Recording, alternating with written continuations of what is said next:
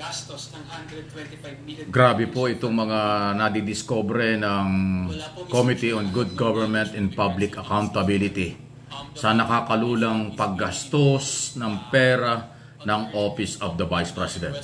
By the way, yung 2023 at kasalukuyang taon 2024, mahigit na tigda 2 bilyon.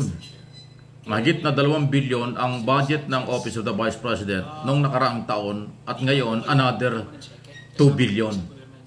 Yan nga po yung pinag-uusapan na gusto nilang i-renew ganun din kalaking pera for 2025. Mabuti na lang at hindi na ibinigay kasi nagduda na ang Kongreso kung paano ginagastos. Kaya ang binibigay na lang for 2025, 733 na lang. Nawala yung more or less 1.3 billion.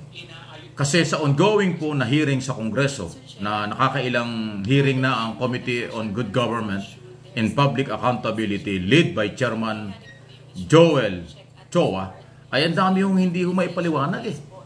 At nakakagulat itong mga opisyalis na sumasagot.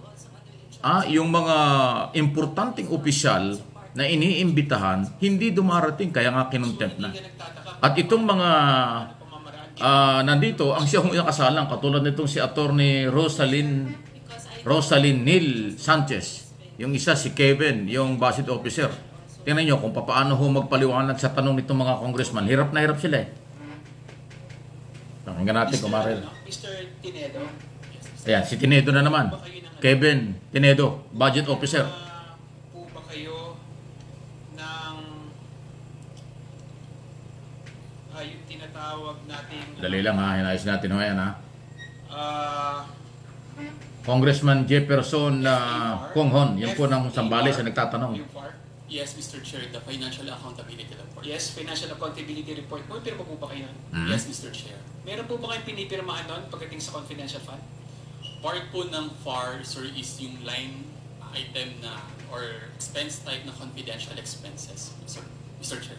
So, nagsicertify... By the way, itong si Kevin Tinedo, budget officer ng Office of the Vice President, inamin ito na walang confidential fund noong panahon ni Vice President Leni Robredo. So, wala rin itong kinalaman sa pag- Ngayon lang po, na nung panahon daw ni Binay, nagkaroon din, pero kaunti lang, nung last minute na, last quarter na. Pero itong kay Vice President Inday Sara, mula 2022, 2023, yan yung confidential fund at iba pang budget.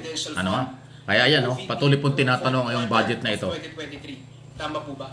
Tama po, Mr. Chair.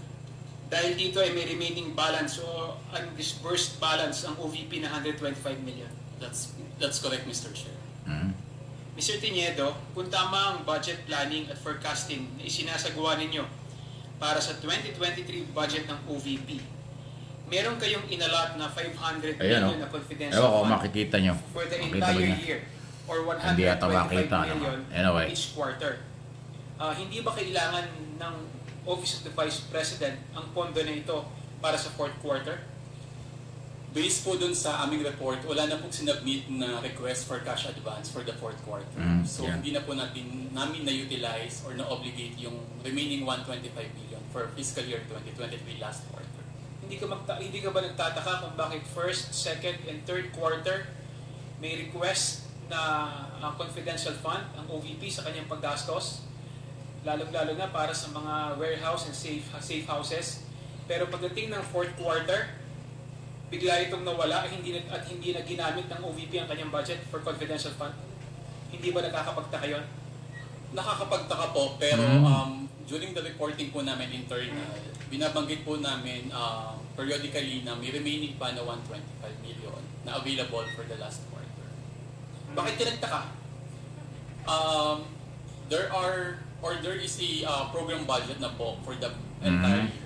So, and yung 125 million is for the last quarter of 2023. Significant siya na pwedeng maka-apekto sa budget utilization status or rate ng... So ayan bahagi lang ho ng talagang pagtutok ng Kongreso na siya nagbibigay ng budget under the law. Sila ang gawa ng budget kasi ang budget ay batas. So sila ho yung nagbibigay. Kaya huwag kayong magsasawa mga Pilipino dito at sa abroad ng pagsubaybay dito kasi pera natin ito. nakakalula dito sa ongoing hearing na yan. Para doon, Ang daming kaduda-dudang pinagkagastusan. Hindi lang yung mga safe house, at yung iba pang gastusin. Kahit na noong 2022, katatapos lang ang COVID noong mga panahon yun, ang dami pa rin ginastusan na hindi malinaw kung bakit. So tama lang siguro talaga, hindi bigyan ng malaking pera ang Office of the Vice President next year 2025 na kung anong ginawa ng Kongreso, inadapt ng Senado yung 733 million. Kasi yung 2 taon, 2023, 2024, inuulit ko, mahigit na 2 billion ng budget ng Office of the Vice President. Until now, hindi makita ng Congress kung saan ginamit na matino yan. Maliban pa ang hinahanap na 612.5 million confidential fund, intelligence fund, sa Office of the Vice President at sa Department of Education nang siya pa ay sekretary. Wow! Talagang matindi. Ito, pakinggan pa ninyo, paliwanag pa rin. Para dito. At wala ring epekto sa ahensya na hindi nila nagamit yung kanilang confidential fund. Tingin mo po pwede ko bang i-ano yun? Isipin yun? Sir, as part of OVP, may mga activities... Kevin Tinido ito, projects, budget officer however, with, Office of the Vice President. Activities is concerned, wala pong knowledge yung budget division. Lahat po kami doon. Kung paano ginagamit ang confidential funds. Walang knowledge, hindi nila alam.